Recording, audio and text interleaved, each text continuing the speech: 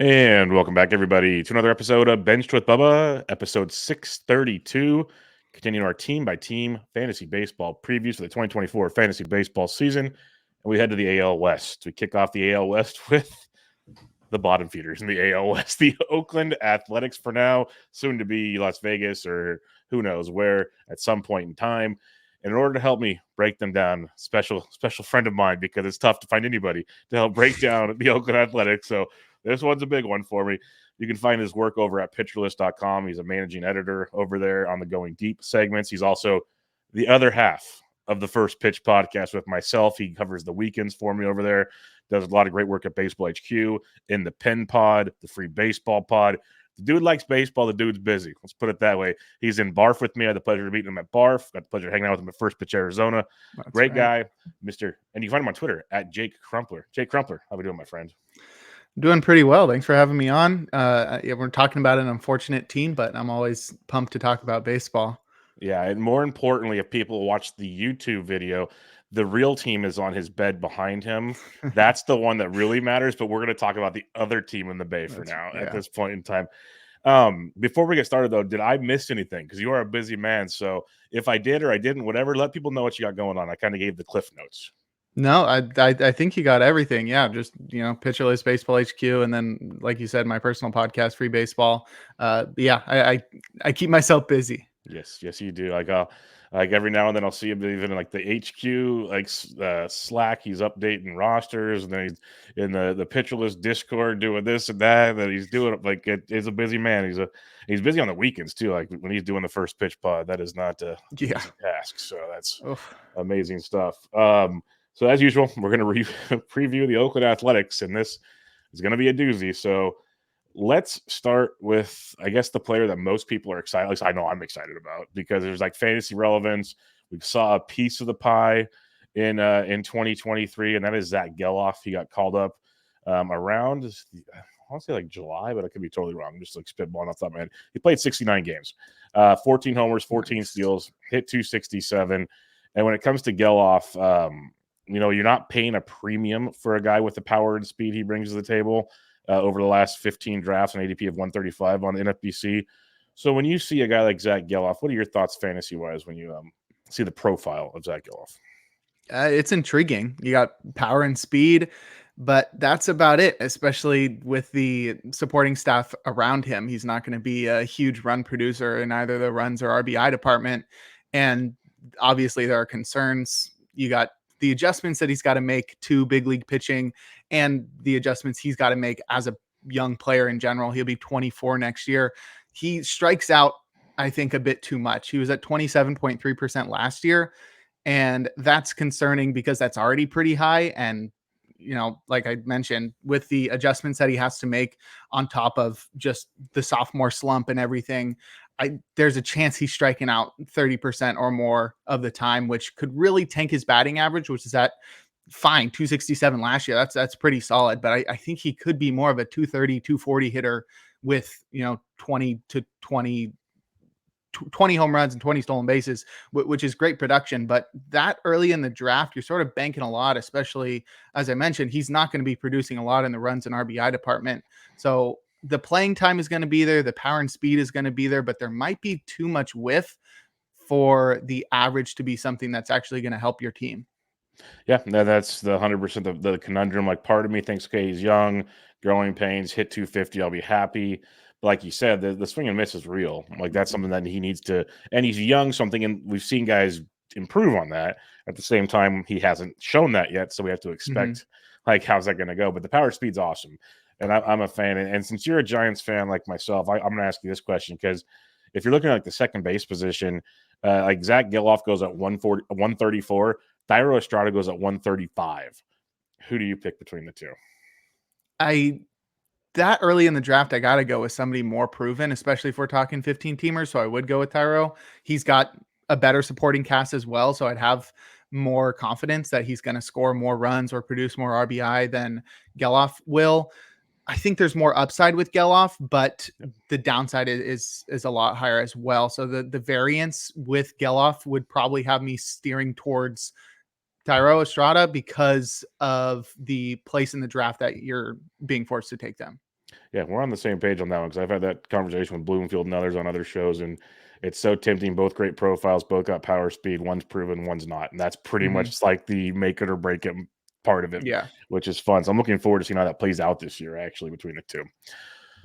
Ryan Noda, he was kind of a fun one last year. Some people were starting to whisper like a Rule 5 pick. He has to play this year. Like if you're late in a draft or a draft and hold or something, he's worth a gamble.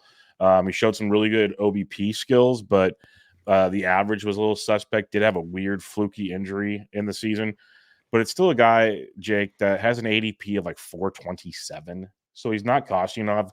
He's going after Ryan O'Hearn and Nolan Chanel and everything. So what's your thoughts on Ryan Noda? Because I think there's enough there to keep us intrigued, but maybe I'm wrong.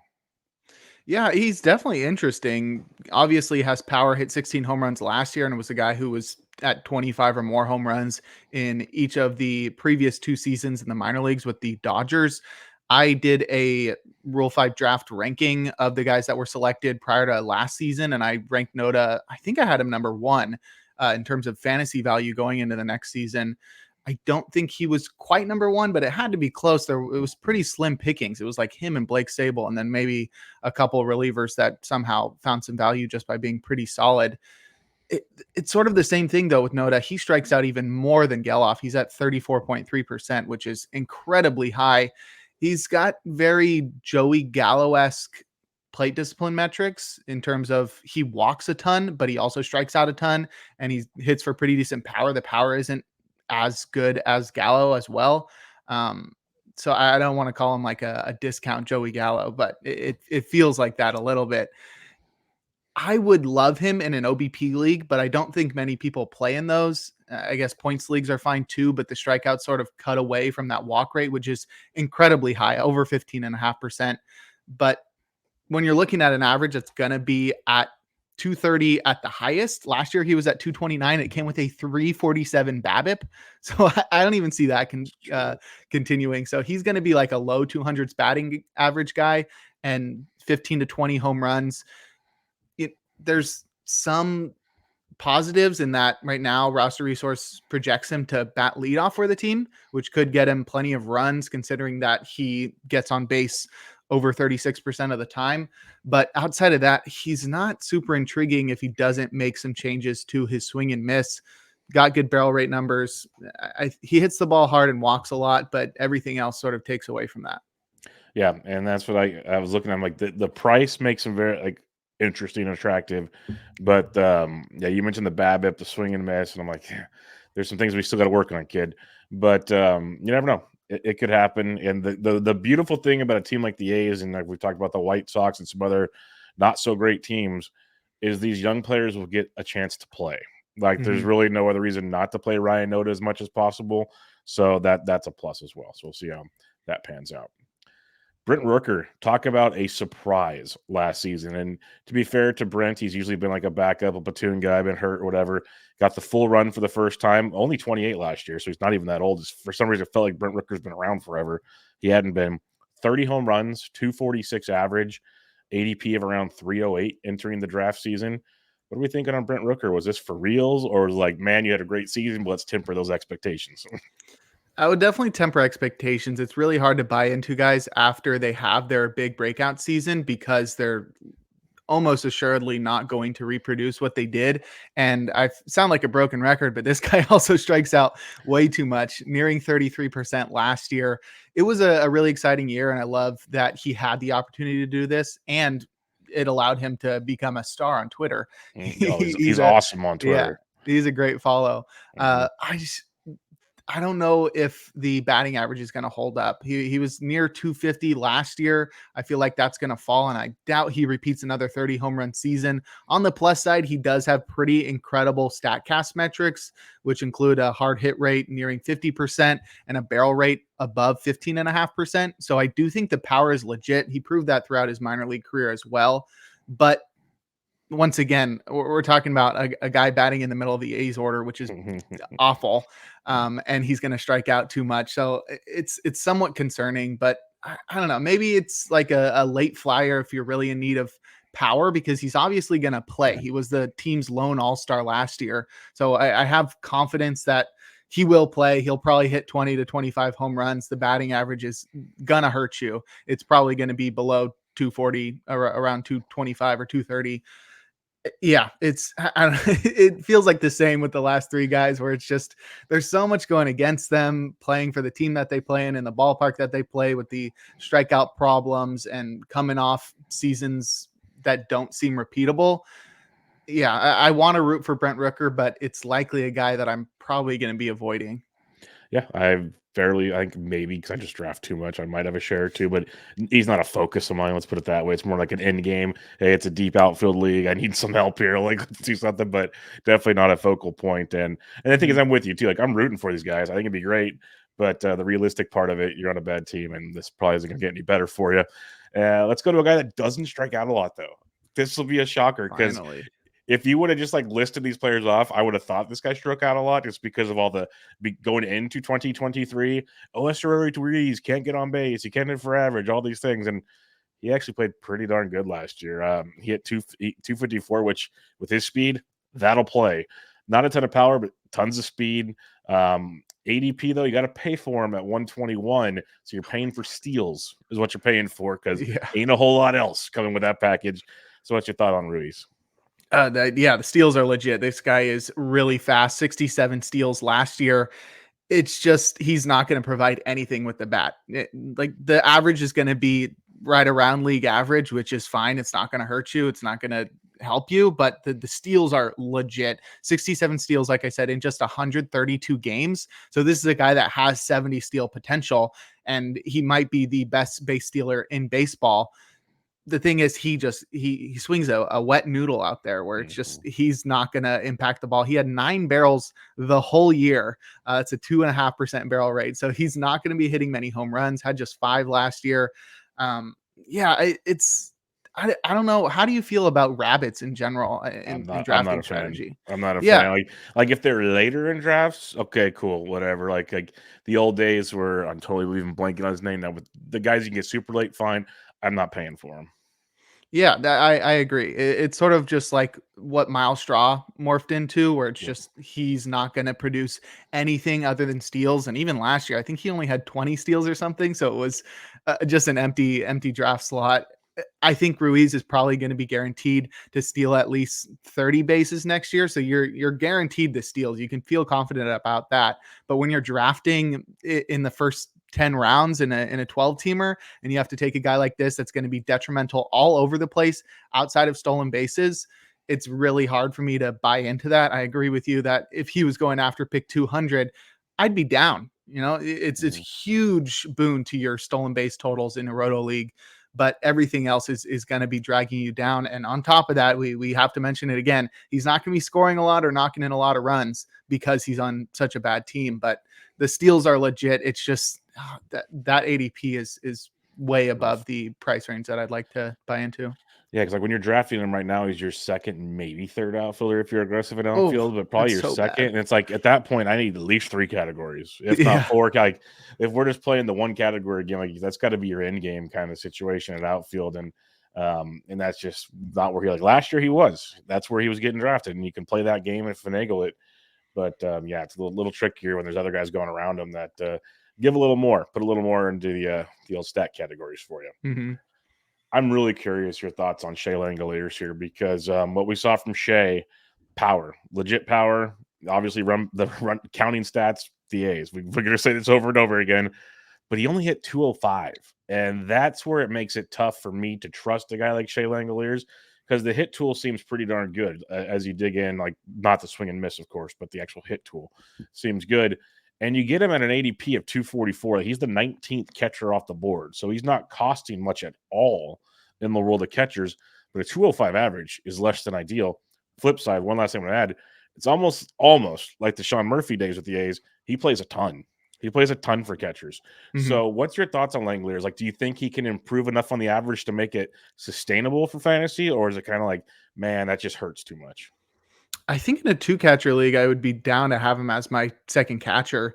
I think that there could be improvements in the average department, like you said, 205, and that seems warranted given he struck out 29% of the time, Mhm. but it came with a 246 BABIP. So I think there's improvement there, especially with the shift uh, restrictions right now. So if he wants to pull the ball a lot, he can do that. He does hit the ball in the air a lot, so that's likely going to keep the BABIP lower than 300. He's probably more of a 270 guy, but I think he could be pretty decent. Like I don't know, 22 home runs from your second catcher in a two catcher league in a 15 team league is very solid in my opinion. And he had a 13% barrel rate, so the power is definitely legit. I do wish that there was more upside, but I read a little bit. I think it was on Jeff Zimmerman's Mining the News that he made some changes at the end of last year. I don't remember exactly what they were, but I think there's a possibility that he continues to improve. You know, we're reaching that. What's the threshold for plate appearances when a player really starts to show who they are? I could be totally wrong. I always think like it's like between 5 and 600. Like a full, that's like one full season. I know Yeah. I know some metrics. It's almost like a season and a half that you Uh-huh. need, but to me, it's like give me one full season of, and I kind of see who you are. Yeah, so he's at 643 for his major league career. So I think we're getting to the point where he's getting used to major league hitting. And honestly, I'd like to dive in to see if he improved in the second half because I do think that this is a guy that could make a couple slight changes and could actually improve a lot. He did not do better in the second half. He had a 206 average, but Once he again, I came with get a worried with 223 catchers because they BABIP. get tired in the second half. That's where Yeah. it's like tricky in that regard. Yeah. So I I think where he currently is, which I would consider his floor, like 20 home runs and a low 200s batting average, is fine for a second catcher in a deep league. But if he does make some changes to cut back on the swing and miss, then I think he could be legit. I think he could bat 240 and hit 25 to 30 home runs, which that's first catcher territory. Yep. Yeah, no, that's why I was really curious your thoughts on him because I've been in on him, and but at the same time, kind of like, well, let me see what other people think. So I'm not just like naive, and I believe there is another level to this player, but at the same time, if it's just like you said, 20 to 25 homers and like 210, yeah. My I guess my question, like my debate in my fantasy brain, is like 60 picks later, you can get Jake Rogers. Now tell me the difference between the two. That's where it gets real tricky for me. Both kind of on rough teams, both pretty much strictly power guys, not a whole lot else in the tank. And that's where that one gets tricky. Now, Shea Langoliers, I think, has a better stranglehold on the job, going to play a lot more than Rogers. But to me, that's a lot of similarity between the two, basically. Yeah, I think you're betting on upside with Langoliers. Yep, for sure. All right, let's talk Seth Brown. Now he's probably in a platoon these days with the A's, but we've seen like the good and the bads of Seth Brown. Like last year, though, he only played 112 games, due to injuries and whatnot. But the year before, 150 games, 25 homers, 11 steals. He's always showcased some power, a little bit of speed. Average is the question mark, but you're paying an ADP of 465. Is this the guy that interests you at all, or is it just like more waiver wire fodder? Yeah, I think he's like an AL only league guy. This is, as you mentioned with Brent Rooker, you thought he would be older than he is because he's been around forever. Seth Brown is sort of the opposite, where it feels like True. he's should be in his like late 20s. Like he feels like he should be going into his 28 season, but he's going to be 31 next year. True. Steamer projection for 21 home runs and 6 steals. I don't know where that's coming from because they have it in 113 games. He just doesn't excite me as he did because of his production in 2022 when he hit 25 home runs and stole 11 bases.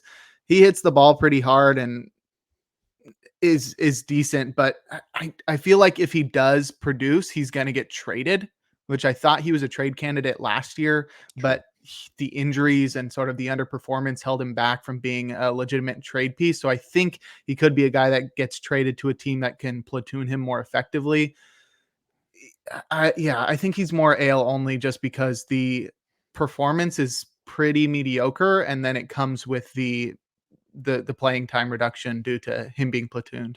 Yeah, that's a good point, especially the trade thing. I think is really an intriguing one because he was a popular name before all the injuries took place. Let's talk JJ Bleday, younger outfielder, came out kind of guns blazing out Mhm. the gate, and then he got banged up a little, and then production slowed down and everything. But looks like he should be on the strong side of the platoon again this year, maybe and get a little more of that situation. And he's got a post 600 ADP in drafted holds right now, so he's the definition of free. Like I've taken a lot of shares. He's like my 10th outfielder in a lot of leagues on these deep leagues. What's your thoughts on JJ Bleday? Because I feel like that once a highly touted prospect. I think there's talent there. Do you think he can maybe find it here in Oakland? That's because sometimes for these quote unquote field prospects, going to a bad team is the best case scenario. Like just let them be Yeah. comfortable. Yeah, you get the playing time. There's no expectations around you. You sort of just get to go and figure things out. And while I don't think he'll figure things out on the defensive end, I think he could finally do something at the plate. He does have interesting metrics all around, mostly in the plate discipline area because he walks so much, which I love as a guy that prefers points leagues. That's my home league. So I'm always looking for guys that walk a lot. I was interested in JJ Bleday for a while, and then it just looked like those contact issues that plagued him during his career with the Marlins throughout the minor leagues sort of came back to bite him. And I think he can figure things out. We saw in AAA last year with the A's that he seemed to figure things out with the strikeouts. He cut his strikeout rate below 14% when it had been consistently above 25% with the Marlins. And I think that's something that he can continue to work on and parlay into a full season. Like you said, he's going so late that it doesn't really matter if it doesn't work out. But if it does work out, I think he could be actually a legit surprise breakout guy where he hits 20 home runs, steals 15 bases.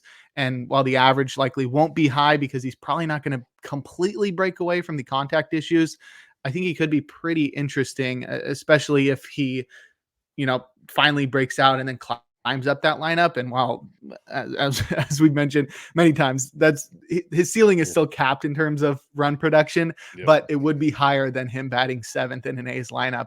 I like him that late. That's super interesting just because there's so much potential here and you're not risking anything taking him that late. And that's why I'm all in. It's like at that ADP, when you're doing these draft and hold 50 rounds, like you need 10 to 12 outfielders. This is a dude that you just roll the dice on because regardless, he's gonna play. Now, how the production plays out is the bonus. But in the outfield at that point of the draft, it's Estevan Florial for the Guardians. He might not even play. He might not even be in the majors. Victor Robles, the Nats. I think we kind of know who he is. Like Alec Burleson, DJ Stewart. That's kind of interesting. But there's just a bunch of these younger kind of what if dudes and. Bleday at least has more of the playing time locked in, which is fun to see. So I'm very curious there. When looking at the rest of the bats, like none of them stood out like crazy to me. Like Miguel Andujar's kind of interesting, but he's on the short side of the platoon. And there's other like Tyler Soderstrom. Does he finally figure it out? Does anybody like that you want to discuss on the Ace potential platoons bench that might see some intriguing fantasy value this year? I think Soderstrom is an interesting one just because he brings so much power to the plate and he could. I don't know what his eligibility is going into I think it's 2024. util only, but I'll tell you this is only NFBC as most know. Like obviously, there are other platforms that can change. But he's definitely not outfield. I'll tell you that much because I got to check. No, I I was got to hoping check that his he would get data. catcher. No, so he's util only. Okay. Yeah, he showed legit power and he's a former first round pick back in 2020. So he does have that hype still because it's only been a few years and he's only going to be 22 next year. So there's still obviously growing pains that he's going through, but that does mean that he could take a big leap forward as he continues to grow as a baseball player and as a person, I guess, if we want to get deep about it. But I think that the power is legit. He's a big guy. And I think breaking away from catcher might allow him to sort of focus more on hitting. If he's more of a DH corner outfield first base guy, that could be pretty interesting. Obviously, I'm not taking him in any 12 teamers, and he's probably more of an AL only play. But the potential of him breaking out into 20 plus home runs is definitely there, and the playing time is always going to be there.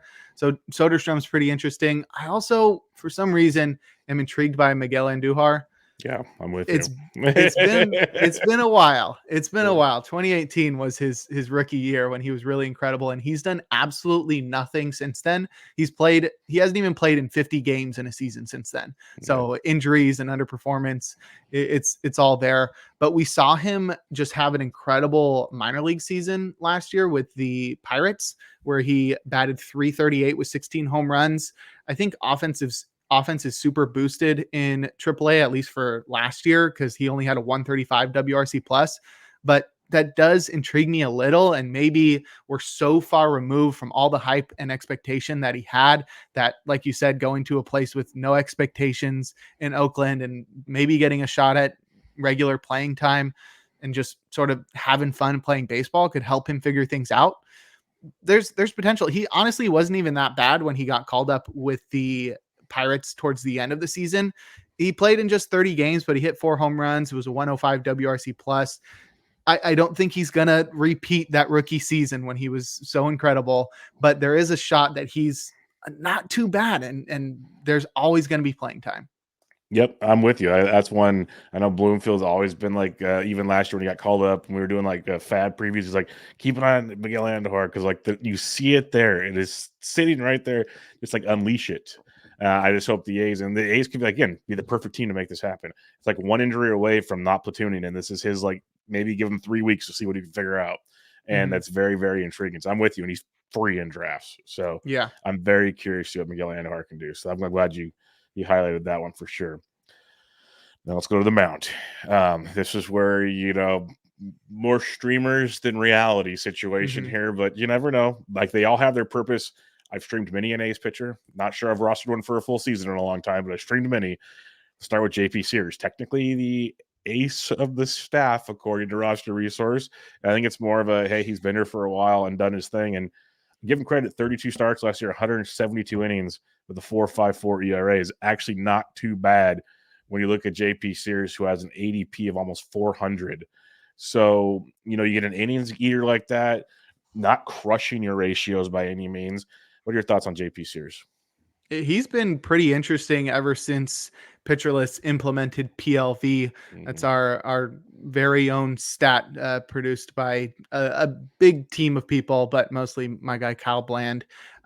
He's great in PLV. He was 23rd in all of baseball among starting pitchers last year with a 5.17 PLV, and it's mostly due to his, let's see, it's his fastball, I guess, and his slider. It's weird because he doesn't have a pitch that really stands out in terms of production. The fastball, great in PLV, only had a 24.6% CSW. The slider, similar, 31% CSW, and the changeup for 24% CSW. So it's like none of the pitches actually performed really well, but the shape of those pitches and what we might expect of them should be higher. So I think there is still potential there with JP Sears. It's a very Toby-esque profile, which, like you said, is fine for streaming. It's fine for leagues where you just need innings, which points leagues have that as well. He tossed 172 last year. So I could see him going north of 180 and even close to 200 if he's able to stay healthy all year. But there's going to need to be some sort of change to make him better because, like you said, the ERA didn't hurt you last year at 4.5, but it came with a 5.27 xFIP. So it's not like he had potential outside of that. It's not like he was getting unlucky. So there are inklings of potential here, and it's mostly PLV. But it's really hard to buy into him having more success, especially because the wins are going to be not there. He had 5 last year and 32 starts. So rough, man. Yeah. So he's a decent streamer when he gets the right opportunity, and maybe you're just waiting for those waves of success as many players go through sort of waves of being on fire and being cold. And I think we'll obviously see that with Sears. You're not going to be streaming him for wins, but maybe you stream him for a nice 6-inning start where he throws a quality start and maybe strikes out 6 or 7 batters, and that can help you every once in a while. But it's not going to be a guy that I'm drafting late in drafts, hoping to catch lightning in a bottle and that he figures something out because, like I said, outside of the PLV, there's nothing that's really intriguing me. Yeah, no, I'm with you, and that's why the A's, like I said, they're very streamable at times, and Sears had a couple runs throughout the season that were very very serviceable. Waldichuk did too. Sadly, won't see him probably this season, but they had some moments there. Let's talk about Paul Blackburn, another guy that up and down with injuries, made 20 starts this past year, 21 the year before. He's around the 110 innings combined, or like on average the last 2 years, maybe 107 if you want to get technical. But again, another ERA, 4.5 to 4, 4 2/4. Like, he's not crushing you by any means in that regard, but not lighting the world on fire. But the strikeouts did come up this last year, which was a bit of a plus if you have to find some angle to look at. So, what are your thoughts on Paul Blackburn, another guy that his ADP is 566?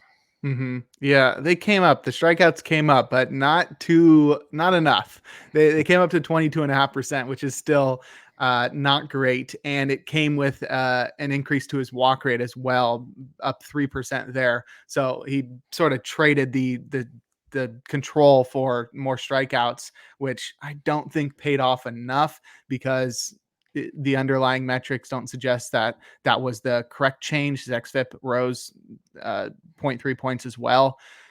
I like him even less than JP Sears because I don't see a next level for him. And while he does feel like a Miles Mikolas-esque guy where he's going to be an innings eater, he has not been that. He's topped out at 111 innings, so you wouldn't expect him to toss more than, I don't know, 135, 145. It's not like they have to worry about him, but obviously the injuries are there, so that's going to hold him back. But like I said, with the walk rate rising so much, the whip jumped super high to 1.54 last year, and that's going to hurt you massively. Yeah. So even though the ERA is not awful, the whip is terrible. And basically the only calling card he has is inducing weak contact. And when the weak contact is turning into hits, it's not too great. So yeah, I would probably stay far away from Paul Blackburn.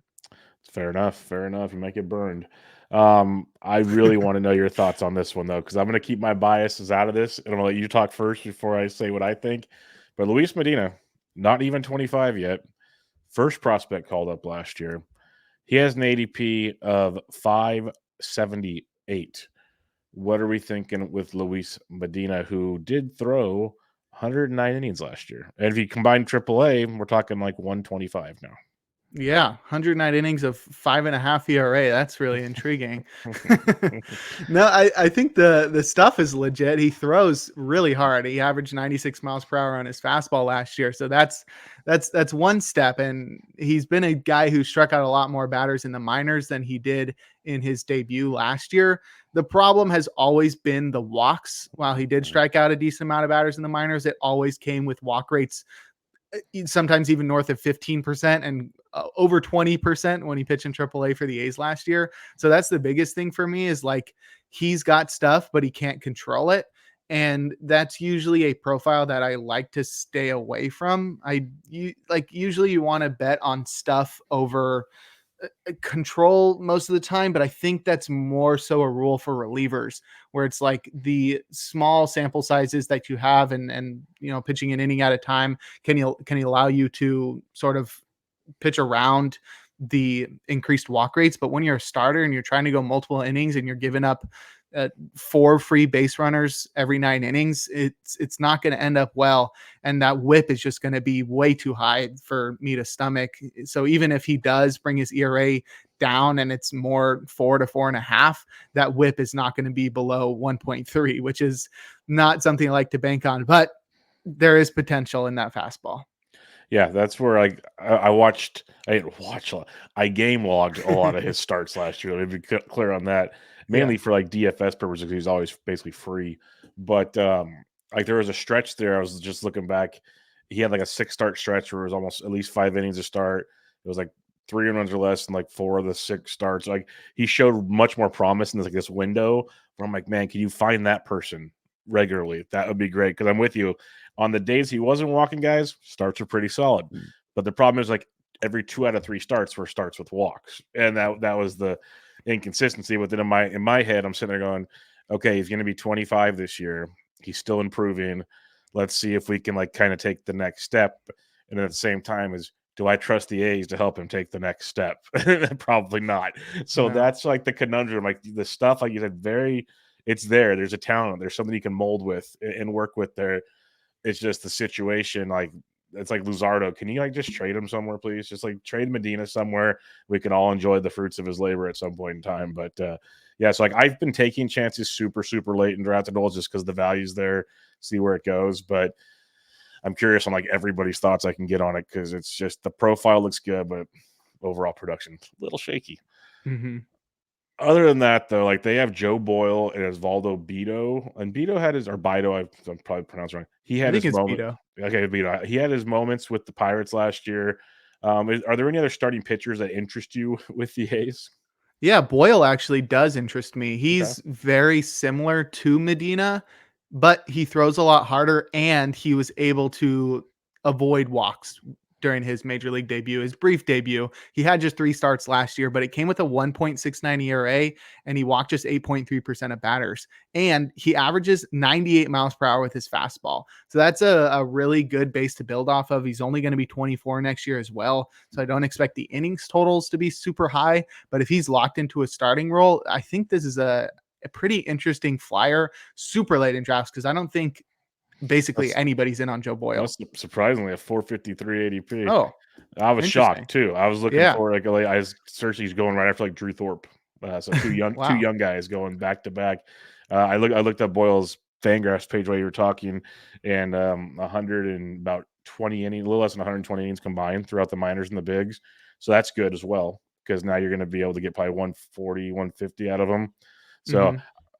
I'm still even at 453. I'm intrigued like that by what you're talking about there. That's a very interesting price point to say the least. Yeah, Um, and he's got a 3 pitch mix, so he's got a slider that plays super well off the fastball. When you're throwing 98 and then you got a 10 mile per hour difference with your slider, it helped him a lot. He got a lot of called strikes with it last year, which are hard to carry over, but that's going to happen when you think you got a fastball coming right at you and then it cuts at the last second and lands in the zone, and then a curveball as well. I guess just to give players another look. That one had just an absolutely incredible called strike rate, 99th percentile and 39% there. So that's another pitch that he's just dropping in there.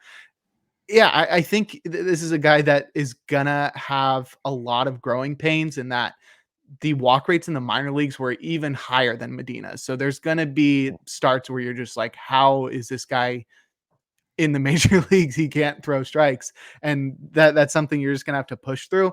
But I think in deep leagues, if you want to take a flyer on him, this is a pretty interesting guy because he throws so hard. He has 2 breaking pitches that he's able to throw in the zone for strikes, and I have a feeling that Nick's going to be doing a breakdown of one of his starts at some point on YouTube where he's just like gushing over his insane velocity, and the breaking pitches are all working well in tandem, and he just has a couple good starts. And he might not be a guy you hold on your team the whole year, but I think there's going to be a stretch where he's fantasy relevant. Not Nick. Nick would never do such a thing about a guy with ridiculous movement and velocity. Not Yeah. at all. No, that'll be great. No, that's good because I didn't know a ton about Joe Boyle. So that's very, very exciting to hear that as another option with the A's and in fantasy. Let's head to the bullpen, and this is one that I'm not the only one that was doing it, but I was sitting there talking with Bloomfield or somebody on a show at one point saying, Mason Miller's got some great stuff. He can't stay healthy. Put him in the bullpen. Like I said the same thing about AJ Puck. Like there's a bunch of guys that, you just got to suck it up and like you might not be a starter. Then it's like 2 weeks later, Mason Miller gonna spend most of his time in the bullpen, if not all the time in the bullpen, or whatever they're gonna do. So now, what's your thoughts on Mason Miller? Are you drafting him as if he's the A's closer, or how would you kind of predict his season coming up? Yeah, this is honestly one of maybe the biggest conundrum on the Ace team, where there's clearly so much potential, but his innings are going to be limited. We not totally sure what his role is going to be. Like you said, there are people talking about him becoming the closer. And when we were at first pitch, Mm-hmm. the bullpen guys, I think it was Doug Dennis, and I forget who the other guy was up there with him. They had their closers chart for reliever recon, and they had Mason Miller as the closer. And that was the first time that Rick Graham and I sat there and we were like, oh, wow, that's actually interesting that people that are so highly touted in terms of fantasy analysis are considering Mason Miller as a closer.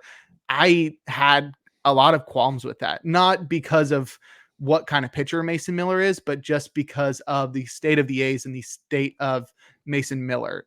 I think the biggest problem with him being a closer next year is that the A's are one of the cheapest, maybe the cheapest team in baseball.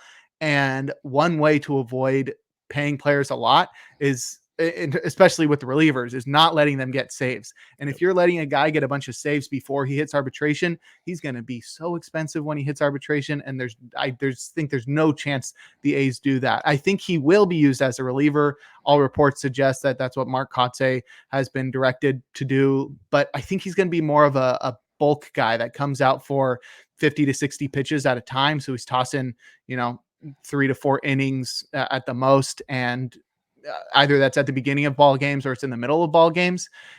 His usage, I think, is going to be similar to Jordan Hicks, who the Giants just signed, where it's just like he's used all over the place, sometimes as a starter, sometimes in the middle of the game, sometimes for one inning, sometimes for multiple innings. But I don't think it's going to be as the closer, because each save that he racks up bumps that arbitration price up. And the A's are a team that are always looking to cut costs. And I don't see that happening. That being said, Mason Miller is an incredible talent. His fastball is legit. I did the gift breakdown for him on his major league debut, and that was even before Nick, got super pumped about him as well, because he's got a full arsenal with the slider, the cutter, and a little bit of a changeup. But the fastball is so legit. He also has control issues where he's walking a lot of guys, but with the strikeouts and the velocity and everything, he's going to be super exciting. This is not the problem with the way that he's going to be used next year is it makes him really difficult to use in fantasy. Like if you're drafting him as a starter, you're not going to get the innings totals. You're not going to get all the counting stats that come with that. You're not going to get any wins. And if you're drafting him as a reliever or a closer, you're not getting the saves. You're not getting all the stuff that you want with that. So the only place that I could see drafting him is a league like my home league, where you have a game started limit and you want guys that are coming out for multiple innings out of the bullpen. So I'm always looking for guys like this that are legitimately deadly middle relievers, or guys that are going to be bulk relievers. So the Giants were huge last year because they would use openers with every single pitcher, and then you could get a decent amount of points with a guy going 4 innings or whatever, 3 innings out of the bullpen. And I think Mason Miller could be legit in that regard, but he's not going to throw more than 75, 100 innings. I think 100 innings is the 99th percentile. And just the uncertainty with his role and the lack of either being a complete starter or being a complete closer, and the fact that he's probably not going to be off and on the IL or up and down between the minor leagues, and that he likely stays on the team the whole year because they're limiting his workload so well. It's not like a guy that's like, oh, I can start him for 5 starts or whatever. He gets injured, I put him on my IL, and that opens up another roster spot. Then you can pick up somebody else. It's like he's going to be there the whole time. Oh. Am I? I can't hear you. Oh, no.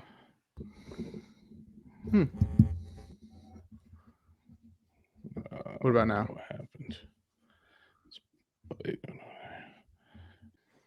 All right. Yeah. So I think the biggest thing here is it's going to be hard to use Mason Miller in fantasy, because there's going to be no flexibility in terms of his roster spot, because he's always going to be on the roster, and it's not going to be in the role that you want him. So I think what's his ADP at right now?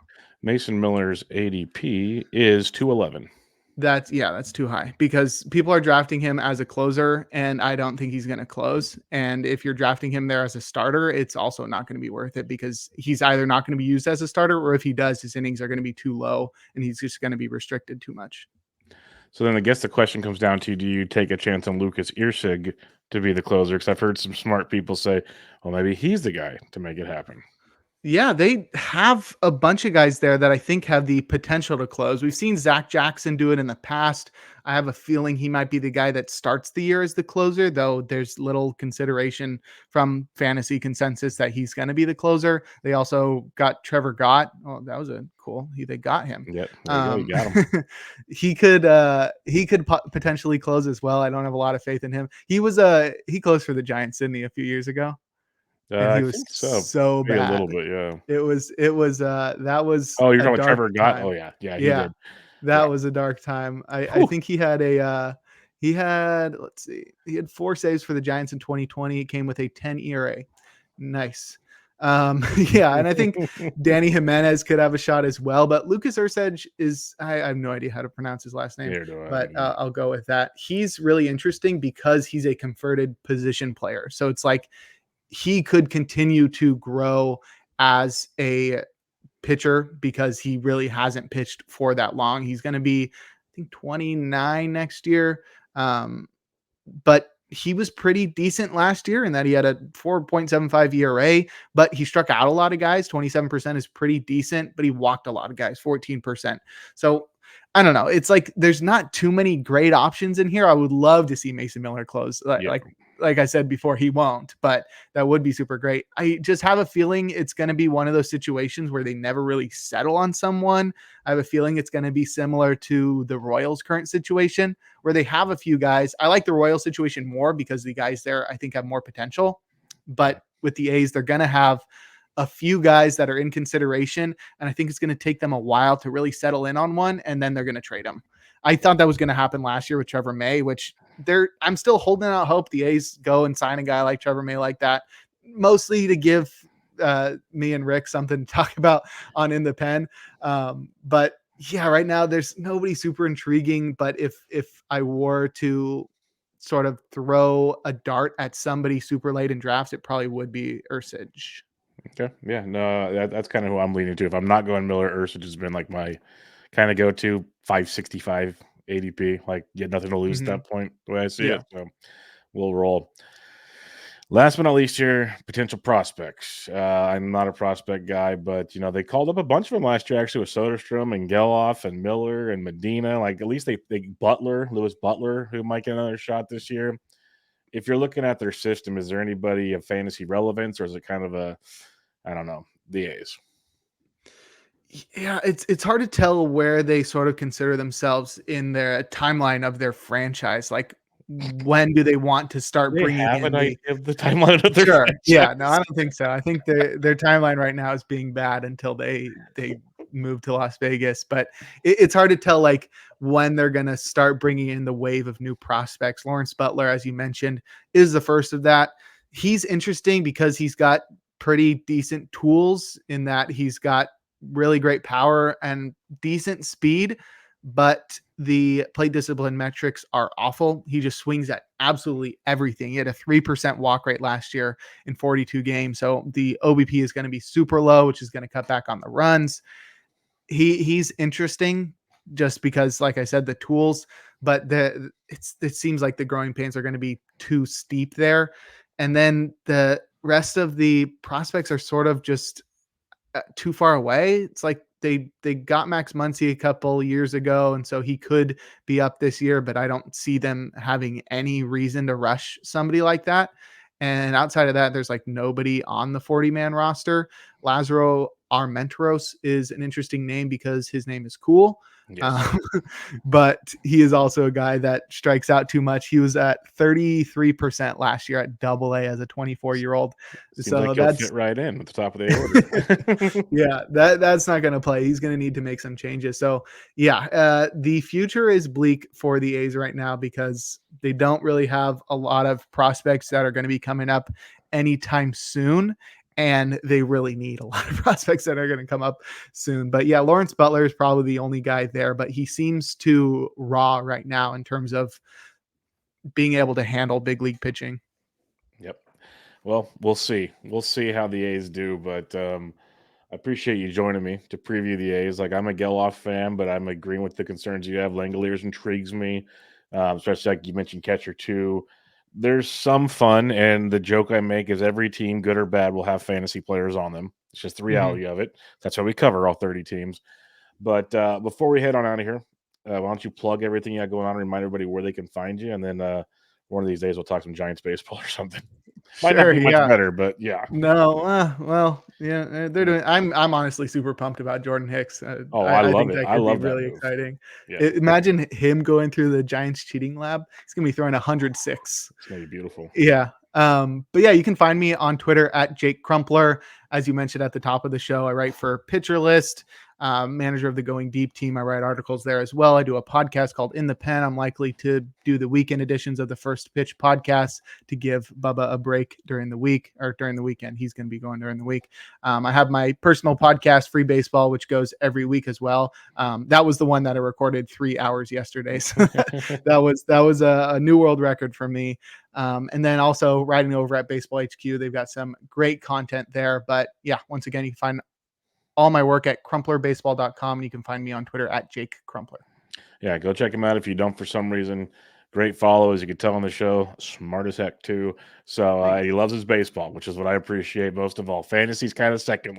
Let's play baseball. So go check out all out. And Jake, thanks for joining me, man. I appreciate it. Thanks for having me. Everybody, this is Bench with Bubba, episode 632, your 2024 Oakland A's preview. Catch y'all next time.